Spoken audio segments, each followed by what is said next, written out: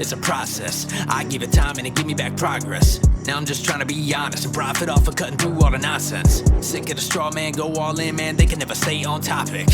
Being dumb don't leave you with many options. Come on, let's be honest, bro, I leave them in shock. They just mad, I'm the cream of the crop. What's up, everybody? I'm Skullz, and today we're going to be checking out the remake of Last of Us Part 1. They finally released some gameplay footage, so I'm curious to see what that looks like. I haven't really done anything video game related on the channel, except I play a little bit of the game Medium a while back. But if you guys didn't know, I've been a big gamer all my life. I'm just someone who loves art, so wherever it is, that's where I'm gonna be. But Last of Us Part 1 was definitely one of my favorite games ever made, especially at the time. There were really not a lot of games that nailed character interactions that well. I mean, the only other game I could think of off the top of my head is BioShock Infinite. I think her name was Elizabeth. The way she interacted with you and she helped you, she actually got you ammo and stuff like that. It made her feel more lived in, it made her feel interesting and smart. I felt like that was something Naughty Dog kind of expanded on. The way Ellie would like find things and then you could interact with Ellie and hear her perspective. But that, among a bunch of other things in the game, just really brought the characters to life, made the AI feel more lived in, and that immerses you more in the story and in the world. And Last of Us is one of the few games that really nailed that. But I'm rambling. We're gonna hop into this. But first, if you're new here, consider hitting the like button, the subscribe button, the notification bell. Helps the channel grow, helps the video reach more people, and I appreciate it a lot.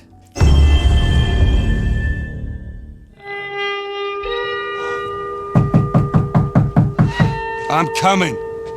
More than 2 years ago, when we were finishing Last of Us Part 2 and we were working on those flashbacks within that scene for the first game, we got excited with the idea of like, oh man, what if we made The Last of Us Part 1 to look as good, if not better, than what we have done with Last of Us Part 2, which we really pushed the boundaries of like what we could do from gameplay and a graphical standpoint, and felt like if we do that, we could actually come even closer to our original vision of what the first game would have been had we not been constrained by technology.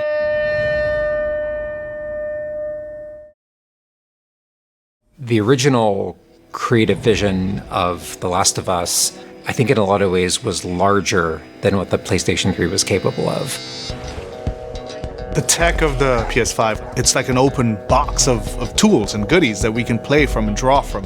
The 4K, HDR, improved haptics, 60 frames, help us to reimagine The Last of Us. It gave us opportunities to rebuild our characters at the highest. It's too quick. I want to see like exactly what the difference is. So I'll say right off the bat, the foliage is the thing that sticks out the most. Also the lighting, the way it's hitting the church in the background looks amazing. The foliage and everything just adds another layer of depth. Also the way the lighting's hitting the foliage, it looks amazing. I feel like if you nail that kind of thing in the environment, you can very easily immerse someone in the world. And especially since nature is reclaiming civilization, that stuff matters a lot more. The Last of Us. All right, we got the PS4 Pro here. The Last of Us. This is the PS5. See, with these two, I almost feel like the PS5 version doesn't look as good. And honestly, that's partially because of the art direction of the first one. Realistic doesn't look better if you have a good art direction. And that's partially why I think The Last of Us 2's visuals didn't stick out to me as much. Like, it had this very bland, Seattle, dreary look to it. Just always raining, always foggy. And that doesn't make for interesting visuals for the most part. Like in the other shot, where is it? Right here, like, partially what really makes this pop is the dynamics of the lighting in the background, like on that church. Like, it really draws your eye in. And when you go back to something like this, there's nothing to really draw your eye in except maybe the water. And I mean, you can't take anything away from this. This looks realistic, but like I said, realistic doesn't always mean it looks better. Not only are the characters more detailed, I mean down to the irises and the pupil depth. You know, you fall into the eyes of the characters. Aside from that, the facial animation is just way more believable. Like all the nuances, all the little subtle reactions, glances, glares, right? Like you get all of it almost close. Yeah, that's something I think they're really nailing here is definitely the facial movements. He's absolutely right. The nuances are in there. Reactions, glances, glares, right? Like you get all of it almost closer to sort of the original performances. So no matter what, you stick to me Like glue. Like glue. Like glue. Got it. Good. We are able now to not only just have the highest fidelity characters in the cutscene, but also in gameplay. It's the same character, so now we can do these seamless transitions in and out. Every part of the game has benefited from seamless transitions and emotional scripting. Pretty good, huh? Our stories happen in gameplay, on a stick. She knew my mom. All this stuff is designed to keep you constantly in this world. Riley, come here. Now you got this, go.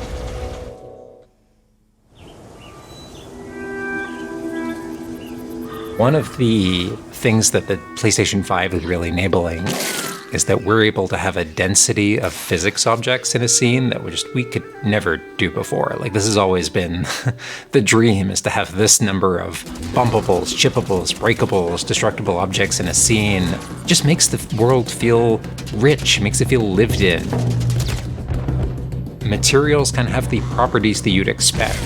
The turret truck in Pittsburgh, when it's firing at you and it's just ripping apart the concrete and sending objects flying left and right. Seeing things break, like there's fear, there's a real fear that it invokes.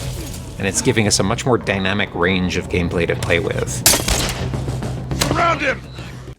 Well, that's kind of what I want to hear about. I want to hear about some gameplay improvements. Like, it's cool, like the graphics look great and everything they're saying about the graphics is 100% right. I mean, it can immerse you in something a lot more. But if there's no gameplay improvements and everything, then I'm really not going to see the point of this remake. Graphics are great, but do they really want us to pay like $70 for a graphical rehaul? I hope they don't expect that, because this isn't even an old game. The PS4 version honestly doesn't look that different from this. And like I said with the other stills, in some regards it looks better, the PS4 version. So if they're putting all their eggs in this basket of a graphical rehaul, I don't think this was necessary at all. But we'll see.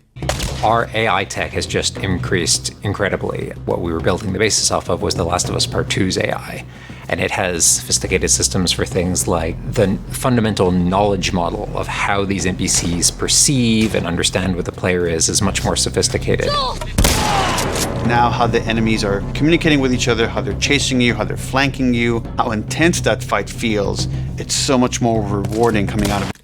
Yeah, see, with the AI, I felt like Ellie's AI, like your partner's AI, and the first one was actually a lot better than in the second one, because in the second one, I just remember feeling like my friend is just hiding behind a wall, but she's not hiding. The enemy's right there and can see her. And that would suck me out of the experience so often. But in terms of the enemy AI, I felt like it was an improvement. And I really like what they did when they would find bodies and stuff like that. They would like call them by names and be like, Jessica, are you okay? Or even when you killed a dog, like they had a name for the dog. And I felt like that even made the bad guys feel lived in. It from the other side.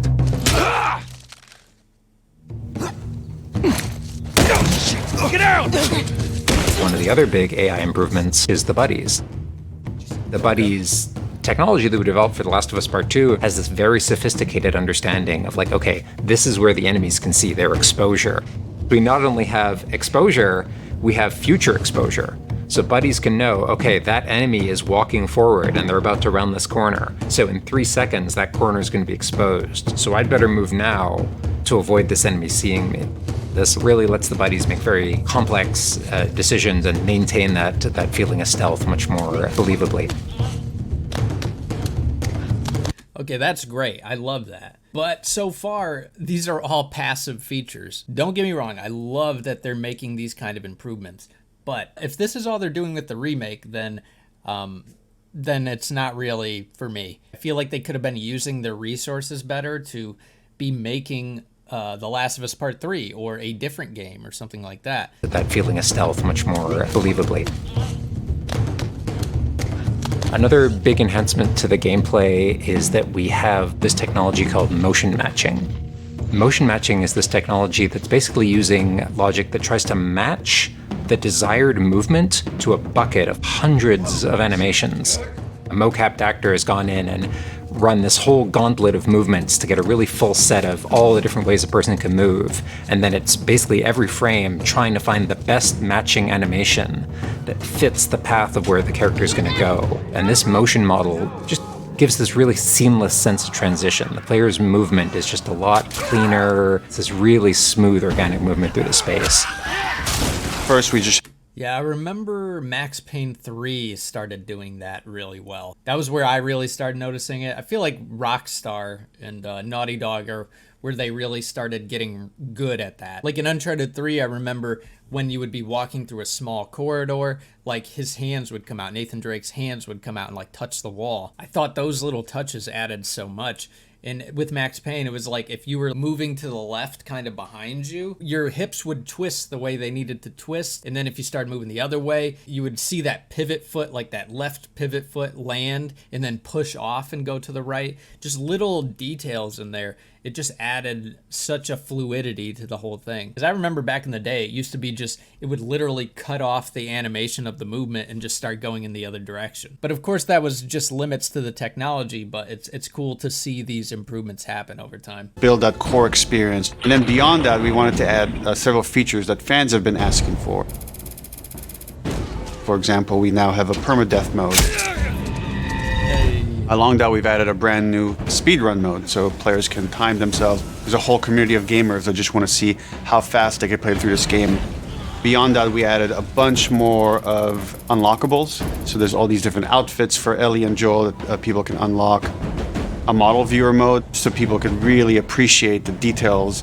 We added award-winning accessibility features. Every single accessibility option that we offer, that's a barrier removed for someone. As she surveys the apartment, her eyes wander to Joel. She steps past the couch. He wears the wristwatch Sarah gifted him, which now has a cracked face. To my knowledge, this is the first PlayStation game that has audio description built into the game, built into the cinematics. Now it's nighttime. Joel stirs in his sleep. And that's really the way we've tried to push the frontier of accessibility on this game. Okay, so all those gameplay improvements, I don't really think they're that much of improvements. They're again passive. It's cosmetic, and I mean the speed running thing and the permadeath, that's not really any improvement. That's just like an added feature. I think Max Payne 3 had all of that right at launch. You know what I mean? It's not a hard thing to add to the game, and I think you could even just patch them in. So much of the identity of The Last of Us is the world. We revamped completely the art direction. You know, everything from these expansive vistas that not only are they beautiful, but you feel the environments. You feel the environments in a much more visceral way. The rooftops overlooking the Capitol building, for example, like just the breath of fresh air when you go up there and you just like, you feel that sort of release in tension. And then, you know, to juxtapose that, I really like that shot. Just the way the building looks, like, holy crap, that adds a scale to it. But I still have to say, man, like, there's some screenshots where the PS5 version looks way better, and then there's times where it looks way worse. Like here, I would say it looks better, but it's really a mixed bag. sort of release in tension. And then, you know, to juxtapose that down in the tunnels in Wilds, and you get that dank, flooded tunnel feel, that humidity, you can actually feel it. All these environments are just completely reimagined. Now we got our engine on the PS5, those haptics, the 3D audio, the fast loading. It really... See, like, that's another thing, too. Like, here, like, yeah, this looks better. I almost prefer the darkness here. Like, there's way more uncertainty in the darkness. And almost all of that is lost here. Nothing is uncertain here. You can see everything. Now we got our engine on the PS5, those haptics, the 3D audio, the fast loading. It really creates a much more immersive, and because of that, much more emotional experience. One of the things I absolutely love with the 3D audio in The Last of Us Part 1 is being able to hear an enemy before they sneak up on you. And trying to do a stalker fight with the 3D audio is just so much fun. You're hearing them skitter around in a different room, and you're hearing them trying to get it behind you.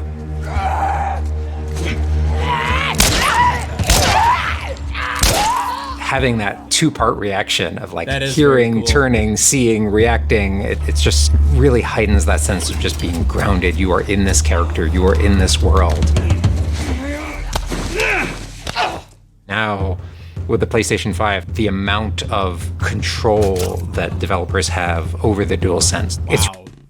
Now, see, that looks good, but the reflection on the lake right there, little things like that, and just the way the light's hitting the snow and everything. This screenshot is thoroughly an improvement. have over the DualSense. It's really, really cool. All the guns in the game have a variable amount of resistance on the triggers when you aim them. The way it works with the bow is that at the very beginning, when they're starting to draw the bow, there's a little bit of resistance. And then as the bow gets tauter and tauter, the amount of resistance is increasing.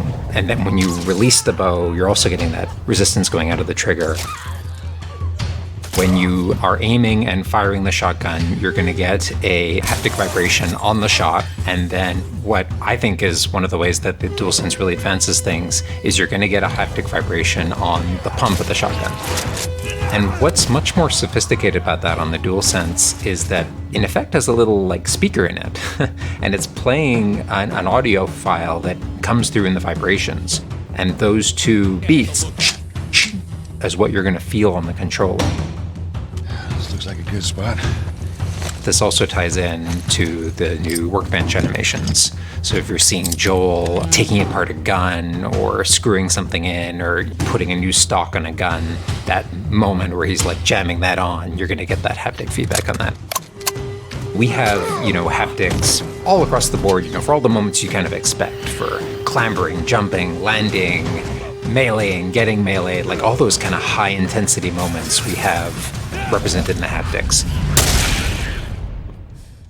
This game is so brutal. Look, I love all these features, and it makes me excited for the next Last of Us. But like I said, these are all passive. But honestly, the bow and arrow feedback, that's probably the coolest thing they're adding. All of these features are awesome, but I don't think it justifies a remake of this game. I think ultimately what it comes down to is this game hasn't been out long enough for its gameplay to really show its age. Personally, absolutely adore is the way we can enhance the really quiet, subtle moments of gameplay. So it's like when Joel goes in to pet the giraffe, getting that little light touch on the haptics as he's petting the giraffe. To me, that's the essence of The Last of Us. It's the high tension moments, it's the low tension moments, it's all of it feeling grounded. You're feeling immersed in this world. It's all about bringing you along with that story in as many ways as we can. And that's what the new technology on the PlayStation 5 is allowing.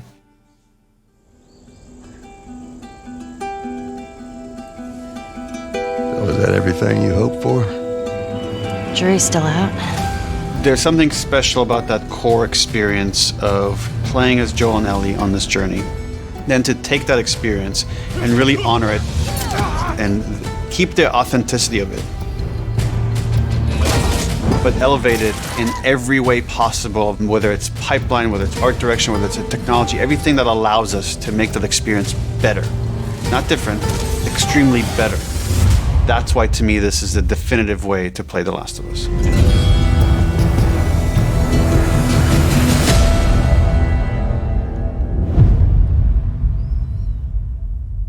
Well, I think Druckmann's absolutely right. It's definitely going to be the definitive way to play it. I mean, if you make any game or rebuild it, it's going to be the definitive way to play it, especially if you don't mess around with the gameplay. But my gripe definitely is I don't think this is necessary. And I hate to say that because The Last of Us, like I said, I mean, this is one of my favorite games ever made. But if we keep doing this thing where we focus too much on the visuals, then the art is going to suffer. Like me and my boy John, we were playing Halo Infinite online. The game does not run well. It doesn't. But we stopped playing it and hopped into Splitgate, and it was like night and day. Splitgate was like fast. We were in and out of games like nothing. It just ran super smooth at all times. There was no crazy lag. The hit markers were like right on point. None of that was in Halo. And I love Halo. I grew up on Halo my whole life. But it's kind of sad to say that a lot of these AAA titles are just getting worse in quality. But ultimately, I think it boils down to that principle for me where it's like, if you're going to rebuild a game, it either has to have been long enough or there has to be enough gameplay elements overhauled to justify it. It almost seems like they're practicing with the technology and fooling around with it so they can apply it to future projects, which is a little strange to me because that was never a thing. But these remakes and remasters, I think they fund a lot of money for them to be able to make new games. And that's partially because of the demand for the best graphics possible. So we're seeing more of these unnecessary remakes. But anyways, guys, that's my thoughts on it. If you have different thoughts, that's 100% fine. I just know that I'm not 100% happy with the direction the industry is going. I just think we're too hung up on visuals. I would like to see larger strides towards good gameplay and new, interesting gameplay, because I just feel like the visuals are taking the forefront and the creativity is taking a backseat. But anyways, guys, I appreciate you hanging out with me. If you haven't already, make sure you hit the like button, the subscribe button, the notification bell. Helps the channel grow, helps the video reach more people, and I appreciate it a lot. And wherever you are, I hope you're having a good day, good night, and as always, I look forward to the next one. Peace. Don't want to risk it for